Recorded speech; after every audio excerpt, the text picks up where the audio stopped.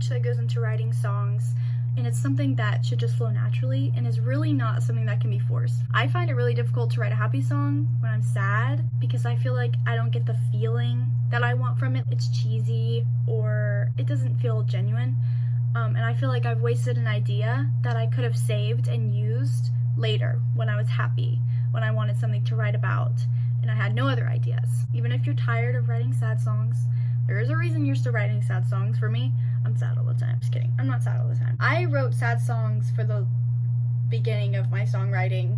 Like for the first few months, I could only write sad songs, and I was like, people are gonna get bored of being sad when they listen to me. Like, I don't want to depress people. I want them to feel happy too.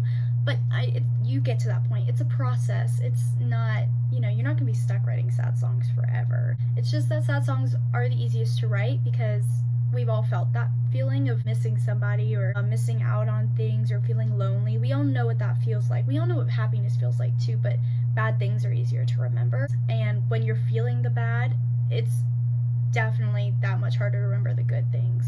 There's so many ingredients that go into creating a song. It's like baking a cake. If you forget to put the milk and the eggs in a cake, you're not gonna get a cake. It's the same thing for songs. Like, people think that the lyrics are the most important part of the song, which they are. They're very important. You're telling people a story or something you think is really important and they should know. If I sat and read you my lyrics straight from my book, you might think, oh, that's good. I could understand maybe what she's trying to convey, but I don't want it to be good. I want it to be great. Like, if you're gonna sit and listen to me, I don't want you to feel like I wasted your time because I had a pointless song and you didn't feel anything. I want to make sure that you do feel something. You leave feeling like I've touched you in some way. And the thing that's gonna make your song great is the lyrics, but it's also the music. Honestly, music is violating. At least it feels violating to me because it makes me feel something. It's simply manipulating emotions. You're using inflection, emphasis, crescendos, pauses, and things like that to evoke emotions in people. You want them to feel something. A lot of public speaking, people tune out. So when it comes to music, you need other things to keep their attention. All of a song is leading up to your message. The way you use your voice is also important.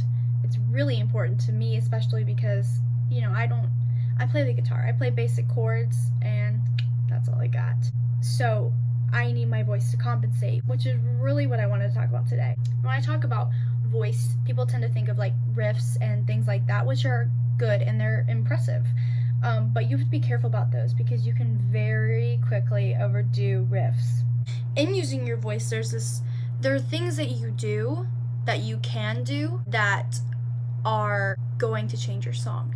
And that is called, what I like to call, space. Find the space and utilize that with your voice.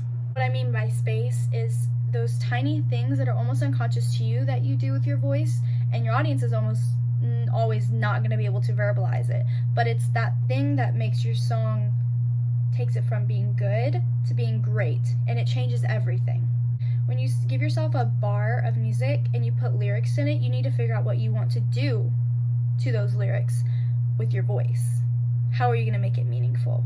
So the chorus of a song is arguably the most important piece of a song, and I'm not really going to get into that right now, but I'm working on a song right now, and shocker, I'm on the chorus.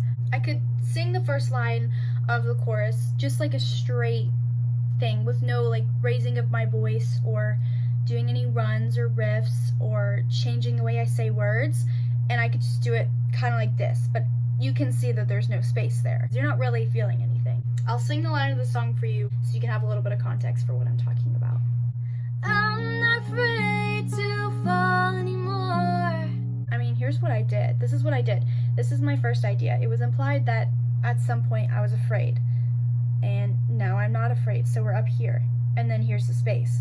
Here's the space in between what I just told them and what I want to do with that, what I want them to do with it, what I'm going to do with it in the story. And I drop them. I drop that space and it goes out into my audience.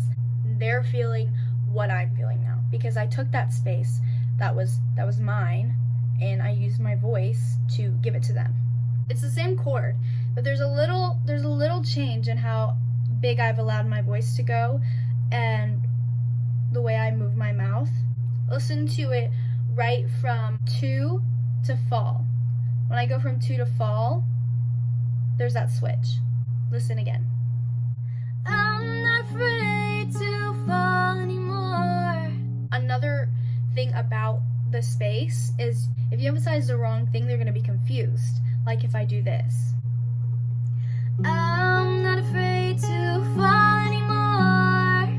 You notice the change in my voice in that one because it was more shocking, but not shocking in a good way, especially because I have the whole entire chorus left to sing and then do the wrong emphasis on an idea. Falling is not my idea. I'm not afraid to fall. So I'm gonna let my voice fall and the space collapse after I've let my audience get the main idea.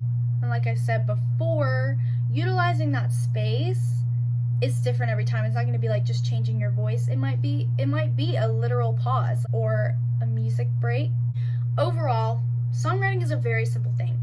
Telling you these little tiny details are kind of overcomplicating it, and I'm not trying to scare you, and I don't want you to be scared. I want you to do it, and I know you can do it. It's something that everybody should try. Don't say you can't until you try.